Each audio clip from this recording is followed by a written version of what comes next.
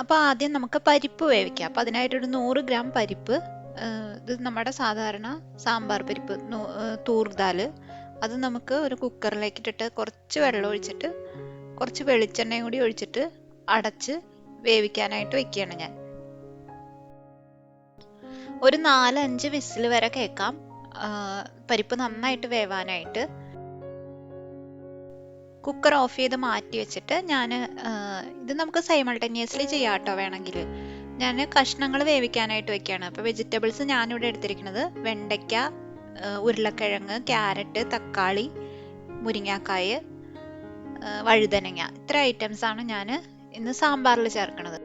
പാത്രം അടുപ്പത്ത് വെച്ച് അതിൽ വെള്ളം ഒഴിച്ചിട്ട് ഈ കഷ്ണങ്ങളും കുറച്ച് ഉപ്പും കൂടി ചേർത്തിട്ട് വേവിക്കാൻ വെക്കുകയാണ്. അപ്പോഴത്തേക്കും നമ്മുടെ പരിപ്പിൻ്റെ വിസില് മറ്റേ ആ പ്രഷറൊക്കെ പോയിട്ട് ഞാനത് പയ്യെ നല്ലോണം ഒന്ന് ഉടച്ചെടുത്തിട്ട് അതും കൂടി ഇതിൻ്റെ കൂടെ ചേർത്ത് കൊടുത്തിട്ടുണ്ട്. അപ്പം മറ്റുള്ള കഷ്ണങ്ങളൊക്കെ ഒരുവിധം വെന്ത് വന്നതിന് ശേഷമാണ് ഞാൻ ലാസ്റ്റാണ് മുരിങ്ങാക്കായ് ചേർത്ത് കൊടുക്കുന്നത്. പെട്ടെന്ന് വെന്ത് ഇങ്ങനെ ഉടഞ്ഞു പോകണ്ടെന്ന് വിചാരിച്ചിട്ട്. ഇനി ആവശ്യത്തിന് പുളി ചേർത്ത് കൊടുക്കുക. അപ്പോൾ പുളി ഞാൻ നേരത്തെ വെള്ളത്തിൽ കുതിർത്ത് വെച്ചിട്ടുണ്ടായിരുന്നു. നല്ലോണം പിഴിഞ്ഞ് പുളിവെള്ളവും കൂടി ഇതിലേക്ക് ഒഴിച്ചു കൊടുത്തു. അതൊക്കെ ആവശ്യത്തിന്, നമ്മുടെ പുളിക്ക് നമുക്ക് എത്ര പുളി വേണമെന്ന് വെച്ച് കഴിഞ്ഞാൽ അത് ആവശ്യത്തിനനുസരിച്ച് ചേർത്ത് കൊടുക്കുക. ഇത് നന്നായിട്ടൊന്ന് തിളച്ച് വന്നു കഴിയുമ്പോൾ ഉപ്പും പുളിയൊക്കെ നോക്കുക. അപ്പോൾ ആവശ്യത്തിന് പുളി കൂടുതലാണ്, പുളി കുറവാണെന്നുണ്ടെങ്കിൽ കുറച്ചും കൂടി പുളി ചേർത്ത് കൊടുക്കുക. ഉപ്പ് അതുപോലെ തന്നെ നമ്മുടെ ടേസ്റ്റിനനുസരിച്ച് ചേർത്ത് കൊടുക്കാം. ഇനി നമുക്ക് കടുക് വറുത്തിടാം. അപ്പോൾ കടുക് വറുത്തിടാനായിട്ട് വെളിച്ചെണ്ണയാണ് ഒഴിച്ചു കൊടുക്കണേ. കുറച്ച് വെളിച്ചെണ്ണ ഒഴിച്ചു കൊടുത്തിട്ടുണ്ട്. അതിലേക്ക് ഒരു 1/4 ടീസ്പൂൺ ഉലുവ ഇട്ട് കൊടുക്കുക. ആദ്യം ഉലുവ പയ്യെ ഒന്ന് കളറൊക്കെ മാറി വരുമ്പോഴത്തേക്കും നമ്മൾ കടുക് ചേർത്ത് കൊടുക്കാം. ഉലുവ ഒരു 1/4 ടീസ്പൂൺ, കടുക് 1 ടീസ്പൂൺ, അങ്ങനെ ആ ഒരു കണക്കിനാണ് ഞാൻ ചേർത്തേക്കണത്. ഇനി ഇതിലേക്ക് ചെറിയ ഉള്ളി നന്നായിട്ട് അരിഞ്ഞതും കൂടി ചേർത്ത് കൊടുത്തിട്ടുണ്ട്.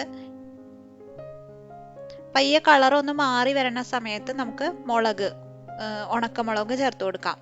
ഒരു 1-2 ഉണക്കമുളക് ചെറുതായിട്ട് കഷ്ണങ്ങളാക്കിയിട്ട് ഇതിലേക്ക് ചേർത്ത് കൊടുത്തിട്ടുണ്ട്.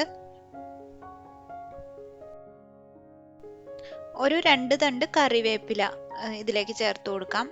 ഇനി നമ്മൾ മസാലപ്പൊടികൾ ചേർത്ത് കൊടുക്കണം. അപ്പം നമ്മൾ കഷ്ണം വേവിച്ചപ്പോൾ ഒരു മസാലപ്പൊടിയും ചേർത്ത് കൊടുത്തിട്ടില്ലായിരുന്നു. ഒരു 1/4 ടേബിൾ സ്പൂൺ മല്ലിപ്പൊടിയാണ് ആദ്യം ചേർക്കണത്. അപ്പം മല്ലിപ്പൊടി വീട്ടിൽ പൊടിച്ചതായതുകൊണ്ടാണ് ഞാൻ 1/4 ടേബിൾ സ്പൂൺ ചേർക്കണത്. കടയിൽ നിന്നൊക്കെ മേടിക്കുന്നതാണെങ്കിൽ ഒരു 1.5 ടേബിൾ സ്പൂൺ ചേർക്കേണ്ടതായിട്ട് വരും, എന്നാലേ ആ ഫ്ലേവറൊക്കെ കിട്ടുള്ളൂ. അടുത്തതായിട്ട് ഞാൻ സാമ്പാർ പൊടിയാണ് ചേർക്കണത്. കടയിൽ നിന്ന് മേടിച്ച് സാമ്പാർ പൊടിയാണ് ഞാൻ ചേർക്കാറ്. അപ്പോൾ അത് നമ്മൾ ആവശ്യത്തിനനുസരിച്ച് ചേർത്ത് കൊടുക്കുക. നമുക്ക് സാമ്പാറിന് എത്ര കൺസിസ്റ്റൻസി വേണം എന്നുള്ളതനുസരിച്ച് വേണം സാമ്പാർ പൊടി ചേർക്കാനായിട്ട്. ഈ സാമ്പാർ പൊടിക്ക് നല്ല എരിവായതുകൊണ്ടാണ് ഞാൻ മുളക് പൊടി ചേർക്കാത്തത്. അല്ലാന്നുണ്ടെങ്കിൽ ഒരു 1/2 ടേബിൾ സ്പൂൺ മുളക് പൊടിയും കൂടി ഇതിൻ്റെ കൂട്ടത്തിൽ നമുക്ക് ചേർത്ത് കൊടുക്കാം. ഇനി എല്ലാം കൂടി നന്നായിട്ടൊന്ന് ഇളക്കിയിട്ട് ഇതിൻ്റെ പച്ചമണം മാറണ വരെ നന്നായിട്ട് ഇളക്കി പയ്യെ ഒന്ന് മൂപ്പിച്ചെടുക്കുക. കളറ് വല്ലാണ്ട് കരിഞ്ഞു പോകാണ്ട് നോക്കണം. എന്നിട്ട് ഇത് നമുക്ക് കഷ്ണങ്ങൾ വേവിച്ച് വെച്ചേക്കണ അതിൻ്റെ ഉള്ളിലേക്ക് ഇതും കൂടി ചേർത്തിട്ട് തിളപ്പിച്ചെടുക്കാം.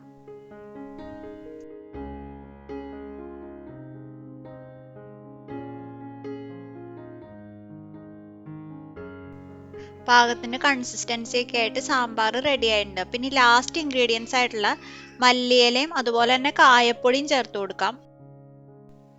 കായപ്പൊടി ഒരു ടീസ്പൂൺ നമുക്ക് ഇട്ട് കൊടുക്കാം. എന്നിട്ട് നമുക്കിത് കുറച്ച് നേരം അടച്ചു വെക്കാം. അപ്പം നല്ലോണം അതിൻ്റെ ഫ്ലേവറൊക്കെ സാമ്പാറിൻ്റെ ഉള്ളിലേക്ക് ഇറങ്ങും.